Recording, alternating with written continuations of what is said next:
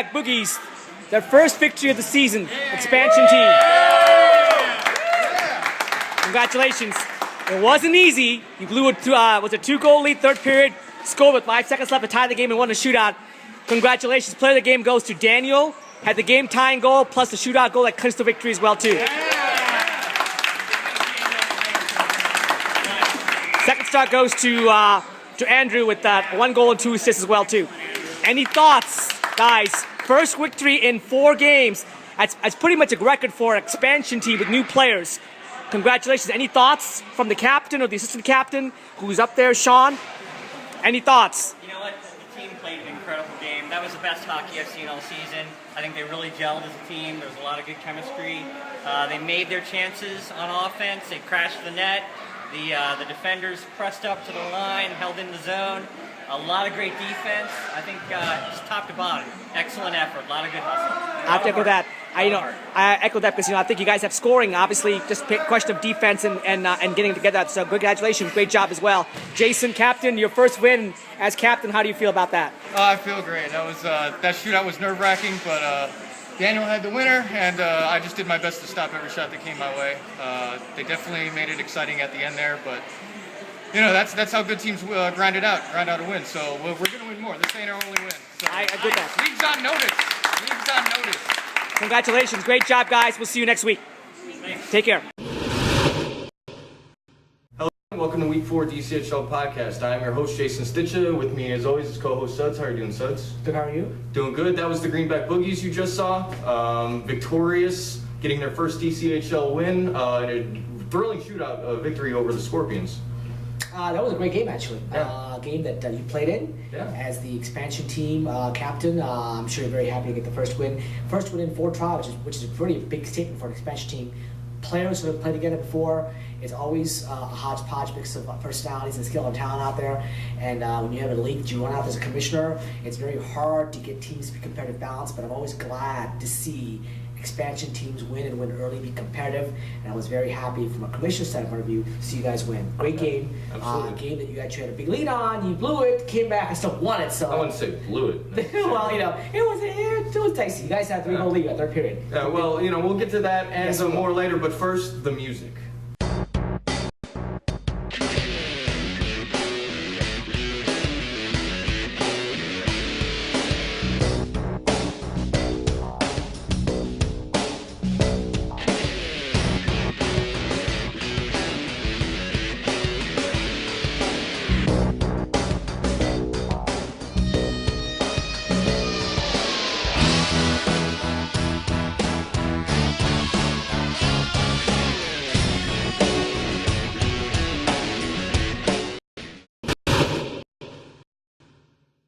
All right, official open to the show.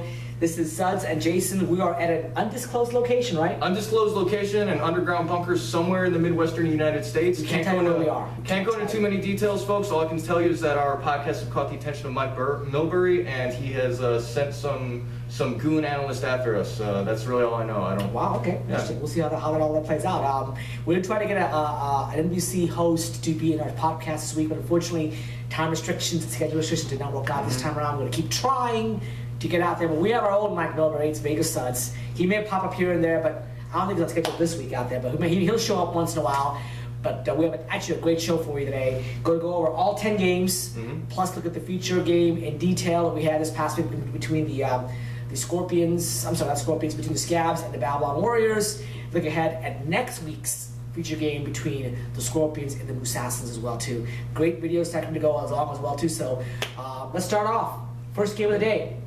It was the Funk Masters and Blood Red. A game on paper looked pretty competitive. Yes. And if you didn't see the score, what was your thought of that game beforehand? Beforehand, I thought they would have been pretty evenly matched. Okay. You know, definitely didn't expect the outcome that occurred, but both teams, you know, very good teams. Funk Masters, I think, have a little bit more offense in general, but Scabs this game, just shots on goal was the biggest thing I saw. Scabs were definitely on shots. Blood Red, yeah. Blood Red. Okay, we do this in one take, folks. One take. It's okay. So, Just they were outshot dramatically. I forgot the exact numbers, but I think they only had 11 shots on net. So I think that tells the story. Once they get their offense going again, I think they'll be fine. I have a different take on that game. I thought Blood Red has actually more offense than the Funkmasters Redux. But defense and team chemistry is still working on. It's a brand, still got new players there as well too.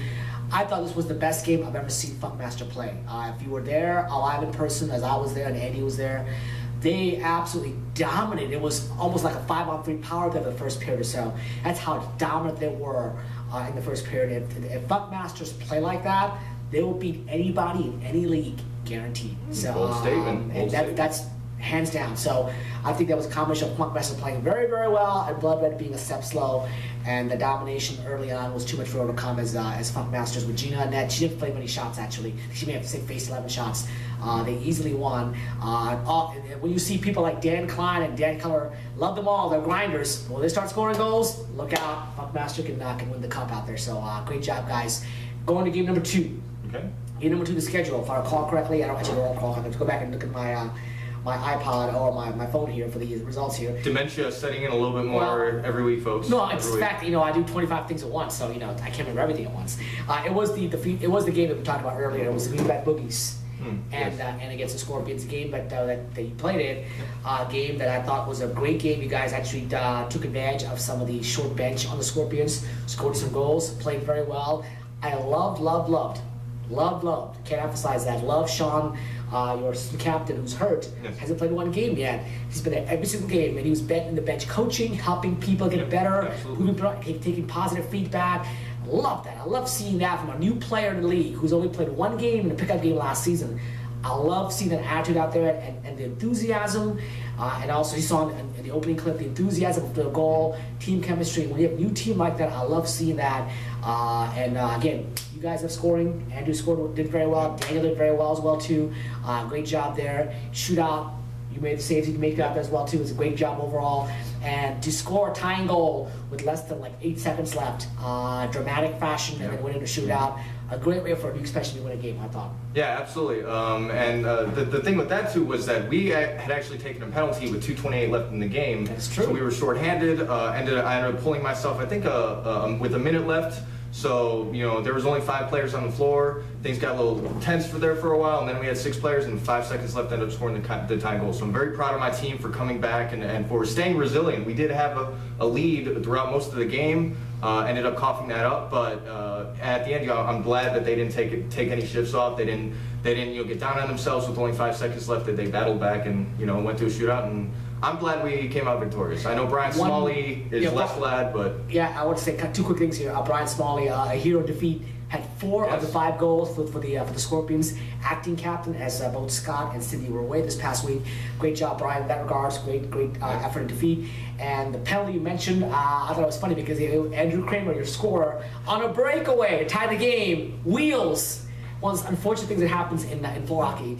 On a breakaway, wheels. Not only does he not get the shot off, he wheels it. It's a penalty, but you guys would overcome that, so it's great to see that as well too. All right, next game on tap is the L2T going against 2 Jack, no Coke, if I recall correctly. Yep. The final score there was 4-2, 2 Jacks, no Coke. Again with a short bench, gets the win over License Thrill. Did you see in that game at all? Yeah, I saw a little bit of it, the beginning of it. Thoughts on the game? Jacks continue to be shorthanded each week with a short bench, and they continue to keep winning games or keep it close. So I think that just shows they're, I think, second points-wise in the standings in rec division. They are. This time around, they did it without Jake. Jake was there. So, Jake dealing with injury. I believe. Yeah, and I believe their new player, Mark Bendel, if I recall correctly, had the hat trick. And Jen Pa from the Puck Buddies playing for 2 Jacks to go the rec side had also at least 2 points. So the Mark Bendel show, great to see a new player debuting, having a hat trick in his first game, and they needed all 3 goals to hold off L2T 4-2. Congratulations, 2 Jacks No Coke, and this is a little bit of a rebuilding year for 2 Jacks No Coke too. Having been relegated from Pro Division, so it's. Definitely, I think a bit of a surprise to see them so high in the standings. Yeah, well, short bench early in the season. They're number 2, and only 1 loss to Babylon Warriors by 1 goal, which is great. And one quick note on that game as well too.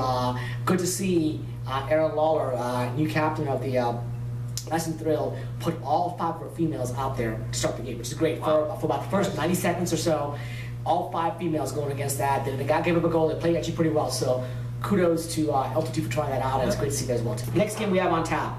And that was the 4th game on schedule, and that was the 5-minute major against the Puck Buddies. And here's where, if Vegas Odds had a best bet of the week last week, it would have been this game, because Puck Buddies had basically given away points, had a loss and a shootout win over the last 2 weeks. Puck Buddies rarely lose, and this was an ideal get-well matchup for the Puck Buddies. Let's put it that way. So I would say bet the house on the Puck Buddies this past week, but obviously we don't do that here. But Puck Buddies did come through with a big 9-0 win over 5-minute major in a game that you saw Puck Buddies play at the high skill level and dominate. Jake had whatever goals he had out there. I mean, I don't remember anymore. He does so well that it's getting to a point where you have to pick Jake plus somebody else for the week of the week, player of the week award in this case out there. So great job by Jake. Great bounce back game for the Puck Buddies. And 5-minute major, it was just a bad scenario for you guys. It's a situation where you had to play a team that had a bad week, and they would be mad and angry, and they took it out on you. Unfortunately, it's the way it goes. No, I agree with everything said. One, again, disclaimer about all Vegas Suds predictions. All predictions wrong or your money back. So that's not how it works out there. Yes, it is. No. If you're right 70% of the time, you're victorious. That's all we ask for. That's and you make bold predictions. We don't predict favorites. We make bold predictions out there. We don't take your favorites out there. So anytime your mouth opens, it's a bold statement. That's true. I like that. That's the way it's supposed to. Games are the X Division games. We have the Nexus going against the going against X Strategy, your team. Yes. Overall, in a game that you played goal in. Yes. In a game that I made my debut, unfortunately, as a defenseman, as the only spare body we have that day. So I'm still feeling the aches and pains of chasing Jake Ruby around for the entire game. So that wasn't very fun. But in a game where we were shorthanded and you guys played well, and you can see the fact that the missing personnel hurt us in that game, and we didn't play our best game either as well too. But at the same time, you guys did what you had to do. You guys played very, very well, and you dominated. You used your speed, you explored our defense. And besides, I don't think any of us had great games on Nexus in that regard. So congratulations on that. Yeah, thank you. Yeah, not far from my best game in goal. I made some boneheaded moves out there, gave a couple goals away, but it happens sometimes. I'm just glad that my team was able to put 9 up on the board and basically give me a huge cushion, essentially. Well, if you got bad games, you give bad goals, you want to do a game like that. No. You want to have a little leeway and learn. Exactly. And those are games you want. That's where you want to be okay with this. That's where you're gonna not make a mistake. If you make mistakes, it won't hurt you. So right. Next game we had on tap was a great game actually. It would be having so many goals scored in the X Division game. Next game was the low scoring 2-1, awesome, extremely fun X Division game between Dead Sexy and Excessive Force. And a game where the Excessive Force actually won 2-1, and now every team in the league has won one game except one. I won't say what that team name is right now. We have 20 teams, and 19 teams have had at least a regulation or shootout win, which as a commissioner makes me extremely happy in week 4. That's what we strive for, is comparative balance. It's no fun to come out here and play if you don't have a chance to win, in my personal opinion. So that's what wrestling's all about. So that's why I'm very big on that. But congratulations to Excessive Force. They actually won their game in a great fashion, a low-scoring game, a great game. I'm not sure if you saw any of that game at all. Did you watch that game? A little bit here and there. Yeah. I was in and out of the facility all day, folks, so. Intense fun. We talked about last week a great 7-5 or 7-7 shootout tie offense. This time around, it was X Division's best defense, back and forth game. And unlike some people who feel that goal scoring it makes it fun, I don't agree with that. I love great hockey, and that was great hockey. The only reason he doesn't feel that way is because the Islanders don't score many goals. So. Well, that's not true. We just give up too many goals in the 10 rounds, so our defense is pretty pathetic. We did have actually an interview with the Excessive Force, our last X Division team to get a victory. Let's see what they had to say about their first victory this season in the X Division. Excessive Force in the X Division won their game today in a great 2-1 battle over what's the name? Sexy something, right? I forgot the name of John's team. Dead Sexy. There you go. 2-1. Great game, guys. Congratulations. Every team has now won a game in the X Division. Awesome game. After an 8-1 loss last week, you guys were a little bit down. What are your thought processes right now? Big 2-1 win. Any thought process what changed around between losing 8-1 and winning 2-1 today? Good defense. Not 6 goals. The other way. Teamwork, weeks of practice. Awesome. Karma. There you go. Barbecue as well too. All right, guys. Congratulations. We'll see you next week. We start the run on all over again. Thanks, guys. Appreciate it.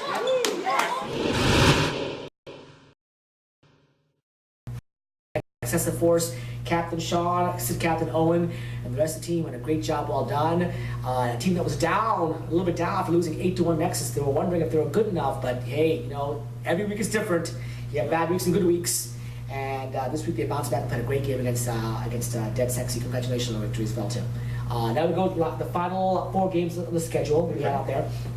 Next game on the schedule, I believe, was the if I go back and double check my sheet here, was the Untouchables and the Ducks. They had a program between the Untouchable Ducks, and the Ducks came out strong, came out early, scored early and often, and coasted to an 8-2 victory over the Untouchables. In a game that actually, funny, the one thing that's around the game was Elliot, the goalie of the Ducks, had a ball roll in the crease. Trying to get out of the crease, flubbed, and it went in. And was it Jamie Quick in that in the NHL? Was it Jamie Quick about a couple years ago in the NHL, the same thing? Something like that. Yeah, it was a kind of a hilarious moment. I'm sure he's not laughing about it now, but they won the game. And they got that was the one goal that Jess Morant got because she just put it on net. That's why I always teach people, put the ball on net. You never know what's going to happen. You know, we have goalies that try to do some things, and things happen along the way as well too. So put the ball on net, and Jess did, and she was rewarded with a great goal for her, and a goal. That's a great goal for Elliot Ducks. 8-2. Happens to the best of us. Happens to the worst of us. So. Absolutely, we've been there before as well too as goalies. 8-2. The Ducks totally dominant in their victory over the Untouchables. And the Ducks move on as well too. Next game on the schedule that we had was actually in the program. It was the All Blacks against the Snake Eyes in a great game. We say great because it was great, Brian Smalling. I'll explain to you why it was great. Because it was a great 2-2 defensive effort. We saw great intensity on both sides. Goals were hard to come by. The All Blacks scored twice early in the game to take a 2-0 lead. It looked like it might be lights out for Snake Eyes. But they battled back, got a goal back. I believe it was either late first or early second. Then tied the game up, and it went to a shootout. And it was a great shootout effort back as well too. And again, when you see two teams playing hard, good defense, tight checking, clean for most part, which I love seeing, intense hockey, I love seeing that, and that's what makes the game great. It's not all about the offense; it's about the great defensive play as well too, and a great grinding game as well too. I thought both teams played very, very well. Shootout-wise, it came down to Ron. He was the final shooter for the Snake Eyes. If Ron did not score that final shot, the All Blacks would have got the extra point. But Ron, with pressure on him, not for his team, but to make sure that the All Blacks get the extra point, did score the final shot. Yeah. And as a result, saved 1 point away from the All Blacks, which in this case is very crucial, which we'll tie right now. Right now, last week, the All Blacks were in first place by 1 point. After 1 week, how things change around a little bit. They are now in fourth place. Yeah. By 2 points, by 1 point actually, if I recall correctly. So things have changed quickly overall. It's how things work out there. So Pro Division very tight in the top of the standings. I think the top 3 teams are tied with 8 points. That's correct. So, you got it. And then the next 3, 8, 7, 6, 5, 4. So that's how it goes. Even we get 3 points for a regulation win there. So if the 5 division winner game, they're in second place. That's how tight it is in the Pro Division. And that's what we expect from the Pro Division. I think very tight, very competitive. And very let's take we'll take a little diversion here and talk about the Pro Division here. I think, and I'll ask your opinion as well too. I'm gonna talk my opinion first. Okay. I think if I ask you which teams are the favorite now, I'm more than halfway through. We have 4 out of 7 games already played in the regular season. Which teams will be the favorite to win the Cup this year? In the Pro side, I, for one, am not picking the Puck Buddies. Wow. I am not. I think Puck Buddies are playing well, but the other teams have improved. If you watch play, folks, in both the Pro and Rec, I keep telling people, since I officiate a lot of these games out there, the quality of play is unbelievable. I mean, it is the knowledge, the hockey sense, playing on an English side rink with NHL lines and offsides and icing, the mental intellectuality and the common sense knowledge of hockey that we're showing is unbelievable. I love it. And the rest of the teams, like the All Blacks, like the Funk Masters, they're all catching up and playing the same style. The Puck Buddies had the initial, they gelled quickly initially, but now other teams are catching up as well too. I think there's also more of a grinding style now as well too. And as a result, I would say the All Blacks or even Funk, if they play like they did this week, would be the favorites. And those are two teams that have been around for a while now, and they're probably the next two teams in line to win a cup. Ducks have won a cup, Blood Reds have won a cup, and obviously so has Puck Buddies, but those two teams haven't won a cup yet. So I would say, you know, there's no clear-cut favorite anymore. I would say it's a three-team race, and I would pick probably if you gave me odds, I would take the All Blacks and Funk Masters over the Puck Buddies if you gave me odds that way. What is your opinion? I agree with you on the All Blacks. I'm going to divert with you a little bit and say it's either going to be the All Blacks or the Ducks. I think the Ducks get the Ducks. The Ducks, yes. Wow. Absolutely. Okay. Interesting. Okay. I have Ducks a notch lower right now. Without Chris Counter and without Chris Barrett, I have them a notch lower. So I mean, not notch lower. I just think, you know, they still can score goals. They can still play defense. But they don't have the extra pizzazz, the extra spirit, in my personal opinion. And the playoff, I mean, they can play it, but they'll win and win the cup. Not quite convinced. That's why I have them fourth out of four teams in that race. I would put the other two teams out. As long as you make the playoffs, anything can happen. That's beautiful. That's how I look at it. So. Exactly. So he's got the Ducks as the underdog. I'm going, but neither one of us. Well, he's the Ducks or the Puck Buddies, right? No, Ducks are the All Blacks. Okay, so we both are kind of sell on the Puck Buddies right now. So FYI, that's kind of curious, isn't it?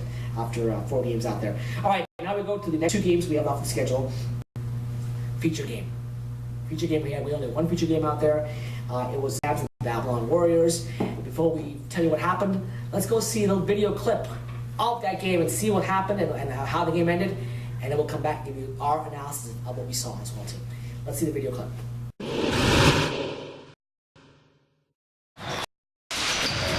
In earlier games today, the Greenback Boogies get their first ever points in DCHL after a 6-5 shootout win over the Scorpions. Right, Ruben clears this one. Frank gonna try. Up to JP. Gets around one defender. Lays it off for Ambrosio. This shot goes, I think it may have hit JP in the leg, actually. And John with an easy disposal. Now JP kicks this one. Pat, and that's in!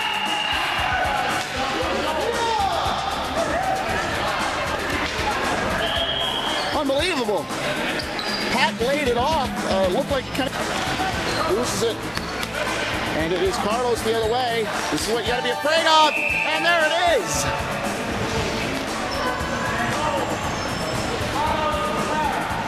Clara the assist, but it is Carlos, our Star Watch player, who does indeed get the tying goal.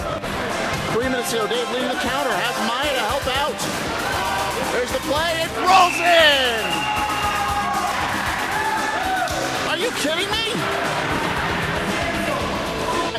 Just about 20 seconds left now for the Warriors to pull this one out.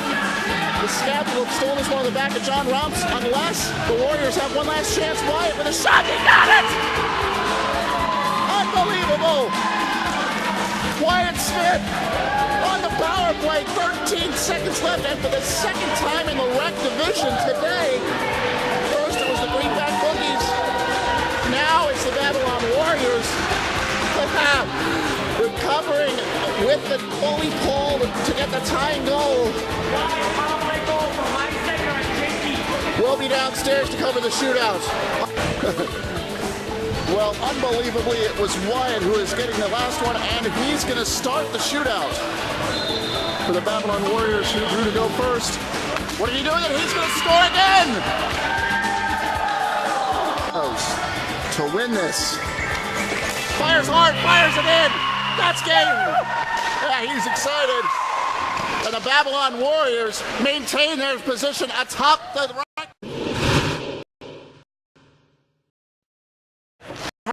How the Scabs, behind great goaltending, had stolen one from the Warriors. If not for this guy, Wyatt, our player of the game, in a shootout win with a dramatic last-second goal and the shootout goal. Congratulations! You didn't give up. That was amazing. You know, it's all about finding that Richard Simmons inside you, staying positive and keep on going, and good things will eventually happen. It's about the chest hair, isn't it? It is. So at what point, when you did you ever feel in the power play that there was desperation? Because I looked at, with about 20 seconds left, Todd was still in goal. You hadn't gone to 6-on-4 yet. Was that ever a consideration? No, we were just playing scared of our minds, and I think that's why we didn't think about it. But thankfully, a great hustle on the D passed it to JP and to me. I took a Hail Mary shot and went in the 5-hole. All right, let's talk about your shootout goal. How did you get that one? It looked like you were saying that you blinded the goalie or something. What was that, anyway? You know, it's the 3 blind mice. I was looking for the 5-hole because he left it wide open, so I shot and I went in, fortunately. All right, you guys now guarantee yourself atop the rec division at the end of the day. Well, what a performance right now. You guys trying to get into the pro for the first time in your history. Do you feel you've got the tools to win the rec division? We have a lot of work to do because we won all of our games by a goal. So I think we have the tools, but every team here can beat anybody any given night. Wyatt Smith steals the points, steals 2 points for the Babylon Warriors. Congratulations, great performance. Bye-bye. All right, from there, JP with the game clinching shootout goal. Not the game winning clinching. The game winning shootout goal actually goes to Wyatt. And Wyatt is not so for prime time, off it. I'm not sure what he was thinking, but whatever he was thinking apparently worked because he got the game time goal and got the game winning goal, game winning shootout goal. Maybe you should dress like that every week. It works for him. Don't encourage him. Please don't. Just a suggestion. No, please don't encourage him overall. But he had fun with it. And when he scored that shootout goal, he did the 3 blind mice stuff. I thought it was hilarious. I don't think it was. He didn't do it to the goalie or the team. He came back. I thought I'm okay with that. That's having fun. I think it's about having fun. As long as we don't taunt players, I'm okay with that. So, a great game that, let's be honest here, the Babylon Warriors, you could feel tension in their side. We talked about last week. Yes. The Babylon Warriors, if they don't score early or if they're behind, they're biting their nails. That's the figure. They're like, oh my God, we may lose this game. I felt that as an official this game as well too. There were only 2 penalties called in this game, if I recall correctly. One went against the Warriors, and when that penalty was called, it was clear cut, absolutely clear cut hook or trip. The player voiced his displeasure, but luckily the team calmed him down, moved aside, and let's focus the game. That to me was very, very important. Seeing that leadership was very, very important, and they did come back, tie the game up, took the lead, fell behind again. And then they got a late power play on a cross-check call, and then as a result, with about 9 seconds left in the game, just like the Greenback Bookies game. Yeah, absolutely. Wyatt from the point shot that beat John. John Robinson had a great game in goal and beat him, and then the shootout, of course, we talked about earlier. Wyatt and JP scoring as well too. So great game, worthy to be our feature game, our only feature game as well too. Great job there. And just real quick, you get criticized for the calls you get wrong, and we talk about the calls we get right. So I was criticized last week for kind of calling out Babylon Warriors, saying that they could get frustrated, and then they have the potential to lose the game. 1 week a trend does not make, but 2, we're starting to see a trend. So Owen, if you're out there, I will take my Crow medium rare. Well, you know what? Like I said earlier, we are here to analyze, and analyze means we have to do our job and give you the positives and the negatives without getting personal.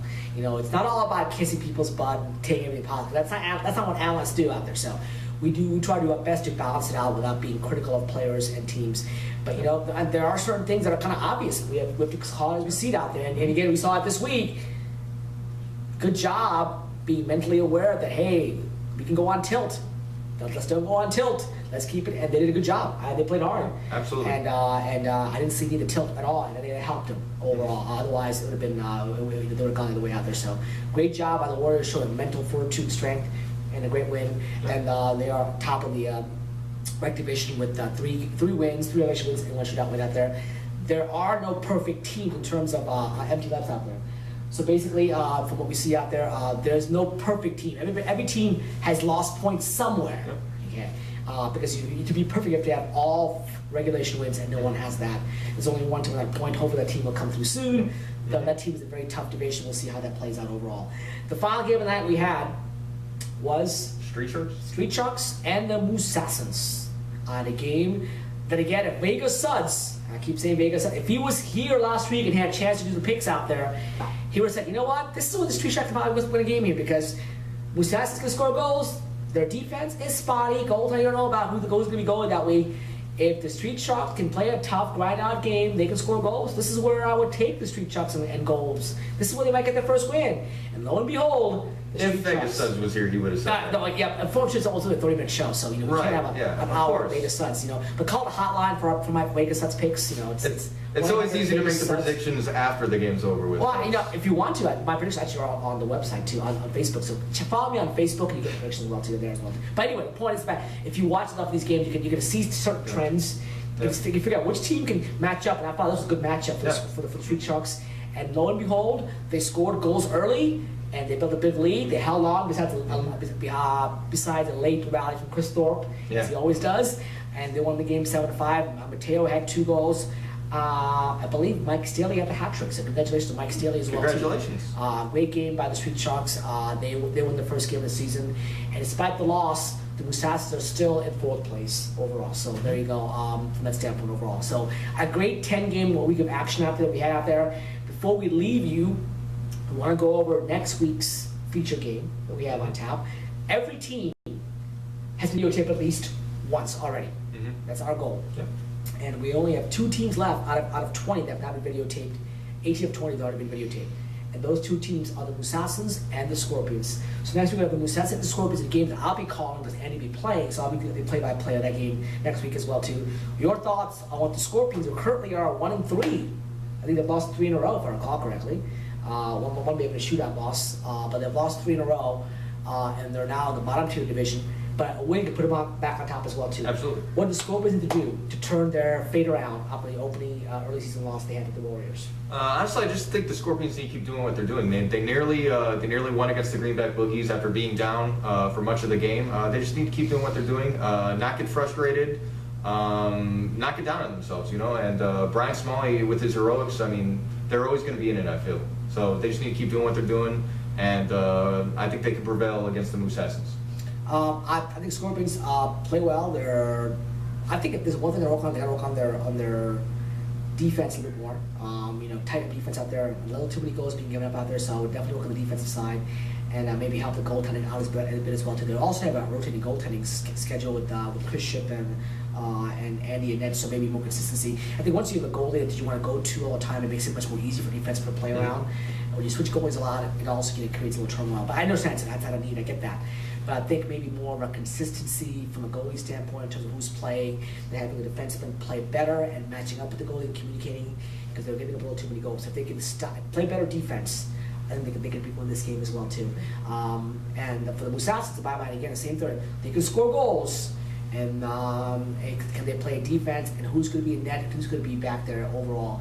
Can they play defense and goalie? Same scenario for them as well too. Who can play the better defense? Who can have the better goaltending?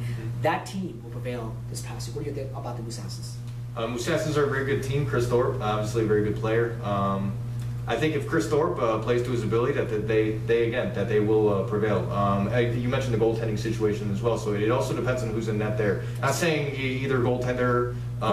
It's not about talent. Nothing like it's that. about consistency. But, exactly. So a lot of moving parts to this equation. I think both teams got a shot. I don't think any team's a real big favorite over the other. So I think it'll be a good game, worthy of a feature game, and we'll just see how it unfolds. Final feature game for all 20 teams out there. So great game. Again, I'll be doing the play-by-play. Maybe in French. We'll see. I don't know. We'll have to play that here. I don't think that's gonna happen at all. We'll see. That's asking a lot of me. To speak French for 45 minutes is asking a lot from this guy. But we'll see what happens. Speaking English for 45 minutes. So. Well played. All right, guys, that's our podcast for this week out there. Just a reminder again that next week, November 5th, we're going to be at the Islanders Capitals game for about 20 of us out there. Jason's going to be there. I'm going to be there as well too. So it'll be a fun thing to go out there for a DCHL social event out there. And there'll be more events we'll do out there eventually as well. So come and join us out there. It's a Troy Brower bobblehead night. So yes. Troy Brower, the former Chicago Blackhawk on the 2010 Stanley Cup winning team. So I'm looking forward to getting that. I'll just draw a little Blackhawk logo over the Caps logo. For me, I don't own guns. I'm not a big gun fan, but if I had a BB gun, that would be a perfect shootout for me personally. Troy bobblehead game. It's a perfect shootout target for me anyway. Don't shoot Troy Brower. Why not? He's a national treasure. Right. Exactly. Anyway, we'll see you next week, guys. Have a great week. We'll see you for Week 5 action this particular Sunday out there. Have a great week between now and then. And as Pokey always says. Okay, I thought I saw Mike Goldberg. Never mind. Continue. As Pokey Pig always says. That's all, folks.